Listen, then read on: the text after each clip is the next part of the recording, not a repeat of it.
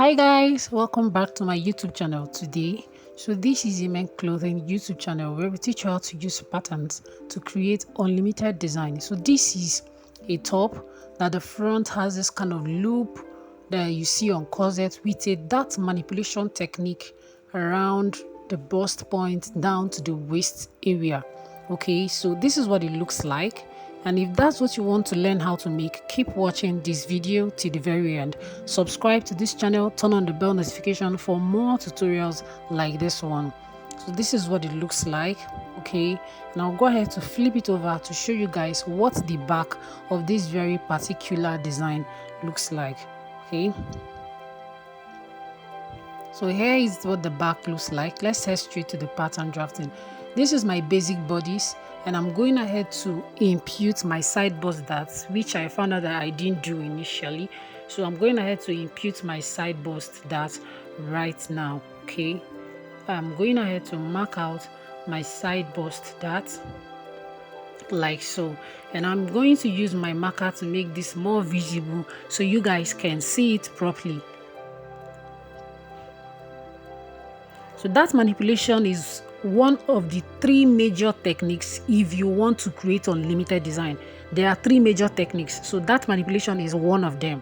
Okay, and so I'm just going to be showing you a dart manipulation technique that I used to create that very beautiful design of that top. So at the very waistline, I'm going to be marking 0.25 inches. I'm going to be marking 0.25 inches at this point, and I'll connect it to my bust point at like so. I'm going to be connecting it to the bust point like so. So now I'm trying to look for a part where if I connect it, it's going to be having that slanting design, that slanted design. Okay, it's going to be having that slanted design. So we can have that curved slanted design that we had at the bust area if you look at the picture on top of the screen. So exactly what we have on top of the screen, I am going to be starting from this very point. When you want to recreate a design using that manipulation technique, you have to make sure that your style lines are accurate. Okay, so if you look at that design, and you assume that that design is being laid flat because you're using a flat pattern, you find out that that thing went to the top part of the neckline. So you see that as we go on in this tutorial. I'm going to have to mark that line, and now we'll start transferring our darts. I'm opening my side bust dart right now, and I'm also going ahead to open my waist dart right now.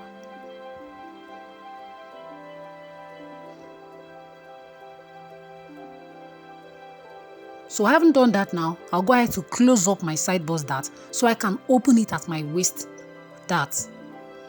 Okay, I've closed my side bust dart to open it at the waist dart. So after doing this now, the next thing I'm going to do is to transfer that dart to this style line that I'm cutting open now. So I close my waist dart, and I've transferred the side bust dart and the waist dart to that style line that I've opened. Okay, so after doing this now, the next thing we're going to do is to cut open to the top. Now someone might be asking, why are we cutting open to the top? The reason is because I want to add more fullness. The amount of darts, the 2 inches darts that were opened at that part, is not enough for me to create the amount of fold that I want. So in order to add more fullness, I had to cut it open to that very tip. You cut to and not through, so I can extend it to the amount of fullness that I want. Okay, so I can extend it to the amount of fullness that I want. So I haven't done that now. The next thing we are going to do is to hold the center front part down, and of course you are extending your fullness from this side, from the side that went into your armhole, because that's the part you're going to be folding over. So now I need 4 inches of gap, so I'm going to be marking 4 inches. Now did you notice anything? That the extension of the added fullness is more prominent at the waistline region, and this other part that leads to the neckline is having a very little fullness. So when you wear it, it looks as if you did not even add any fullness there at all, whereas you've achieved the extra fullness you want at the waistline. I hope that's understandable. So I haven't done that now. I'm going ahead to just, do this right now. And of course, I'm going to be folding inwards like so. So to return this pattern to its original state, I'm going to be folding inwards like so.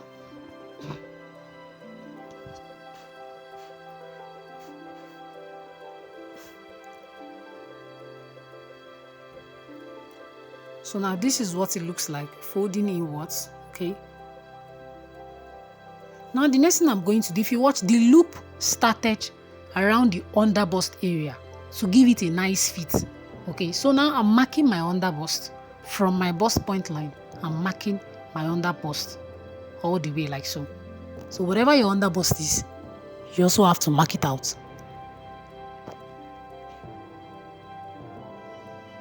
So I haven't done that now. I'm going ahead to cause this fold. I'm going ahead to fold like so. And then I'll start cutting out the excess paper that we do not need.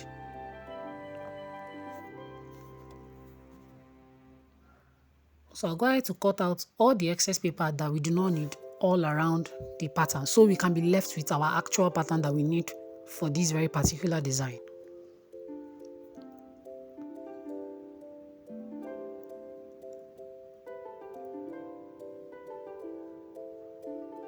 So now this is our actual pattern, and we'll head straight to cutting it on the fabric. I've laid it on my fabric, and now I am marking every necessary part that I'm supposed to mark. If you watch closely, I did not mark my center front. I marked the part where the white pattern stopped at the center. I also marked where the white pattern, where the yellow one stopped, so that I can know where I'm overlapping. I hope that's understandable. When I'm cutting out the notches, you guys will see it. You have to mark your notches so you know where you're overlapping, you know when to stop, you know where you're starting from.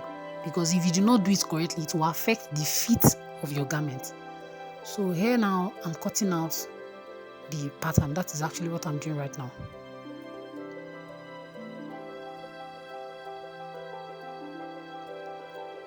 Remember, I've added half an inch to my waistline, okay, and also half an inch all the way around. I wanted to notch the center front, but no, you don't have to notch your center front. Where you're going to be notching now is this very part where you marked. Everything I've picked it, the part where that white one stopped before we opened it up, and the part where you're going to be overfolding. I'm going to open this pattern so you guys can see it properly. So this is what it looks like, okay? Now for the loop, you are going to be getting your loop on your pattern paper before you transfer it to your fabric. You have to mark your loop on your pattern paper before you transfer it to your fabric. You're going to be marking how much you want your loop to be. Whatever it is you want to mark, it has to be on the pattern first. So I return the pattern to this way because this is the way it's going to look when you wear it. And I marked half inch upwards. That half inch is not sewing allowance. That half inch is actually, to give it a little space after you have stitched so your loop can start. And I stopped my loop exactly at my underbust. So you can get as many number of loops you want. I actually did only 3. So you can get as many as you want, but make sure it stops at your underbust. So you can have that fit when you kind of tie the loop at the underbust, you're going to be having a nice fit. So this is it now. I've marked my loop, okay? So now I'm going to be transferring this loop on this pattern to my fabric, all right? I'm going to be transferring the loop on this pattern to my fabric. I've made sure that my fabric, everything is in alignment, okay? So I'll go ahead to pick up this right now. And of course, I'll transfer this loop now using my pen to puncture the paper and kind of make that details there. If you have whatever it is you can use to puncture it and it will show your fabric, you can use it. So I'm using my pen to puncture it. And I'm kind of, shading it out so I'll see it. I'm doing this on the wrong side, please. Clear actually, so I had to redo it. You have to make it to be clear so you see it properly. So whatever you're using to create your loop, whether you're perforating, whatever you're using to create your loop, you have to do it on that very actual part that you've marked, okay?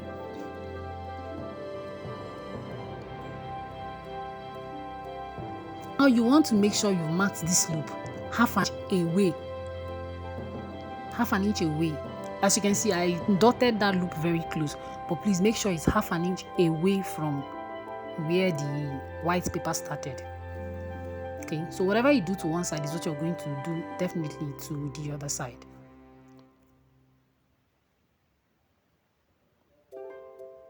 So now I've opened up my pattern.